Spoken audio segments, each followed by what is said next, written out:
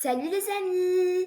J'espère que vous allez bien et que vous passez d'excellentes vacances. Moi, en tout cas, je vais bien. Aujourd'hui, on va faire une nouvelle leçon qui s'appelle les accents. Je vais vous présenter tous les accents qu'il y a, comment faire la différence entre eux et bien sûr, pour finir, je vais vous faire un petit exercice. Mais avant de commencer, je vais vous montrer un petit truc. Vous savez, nous les youtubeurs, on a une application qui s'appelle YouTube Studio qui nous permet de voir les données de notre chaîne. Et hier, quand j'étais en train de les voir, j'ai trouvé la durée de visionnage des abonnés. Alors, quand j'ai vu le pourcentage des personnes qui regardent mes vidéos, de ceux qui sont non abonnés et de ceux qui sont abonnés, je me suis choquée en voyant que les personnes non abonnées font 4 fois des personnes abonnées. Alors, imaginez si toutes ces personnes qui ne sont pas abonnées s'abonnent. Vous savez comment notre chaîne va devenir géante? En tout cas, je remercie tous mes abonnés et j'espère que toutes les personnes qui ne sont pas abonnées et qui me regardent, j'espère qu'ils vont s'abonner car cela va vraiment m'aider et ça va vraiment m'encourager. Maintenant, on va commencer. On distingue plusieurs sortes d'accents. Pour commencer, il y a l'accent aigu qui se trouve que sur les E. Par exemple, l'été, un éléphant. 2. L'accent grave qui peut se trouver sur le E, le A ou le U. Exemple, le frère, la ou. 3. L'accent circonflexe qui peut se trouver sur toutes les voyelles, sauf le Y. Exemple, la tête, le râteau, mur, drôle, l'abîme. Accent circonflexe est un signe qui a remplacé une lettre disparue. La fête s'écrivait la feste. La bête et la bestiole sont un autre exemple.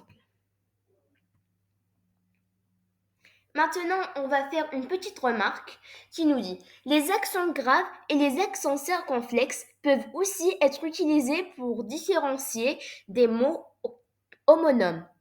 A et A, ou et ou, sur et sur. Maintenant, il y a une petite question qui nous dit quand doit-on mettre un accent?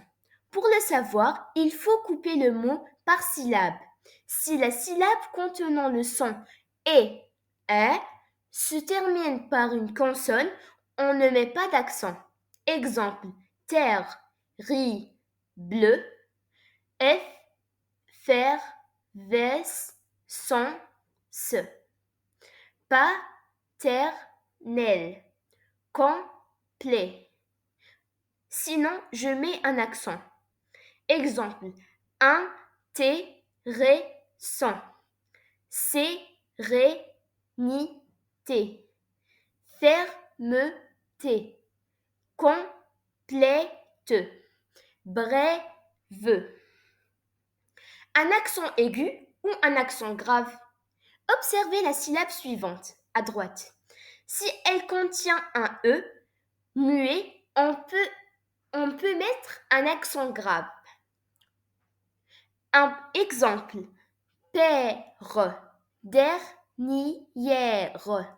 chèvre, mystère, enlèvement, trèfle, lèpre, mère, frère. Sinon, on met un accent aigu. Exemple, éléphant, l'hétérogénéité, mélodie, répétition, clémentine, générique, etc. Les mots qui se terminent par un S, lorsque l'accent grave apparaît en fin de mot, le mot est terminé par un S. Après, près, exprès, auprès, très, procès, exquis, etc. D, c'est une proposition à distinguer de D, ce qui veut dire c'est un article. Maintenant, on va faire un petit exercice. Enfin, si vous voulez prendre une feuille de papier et un crayon, vous pouvez le faire comme ça. Ou bien, vous pouvez aussi me le faire dans les commentaires et je vais vous le corriger. Allez, on va commencer par la première phrase. Vous allez choisir, il y a 3 mots, vous allez choisir celui qui convient le mieux, or l'accent qui convient le mieux. Mon père est parti en voyage.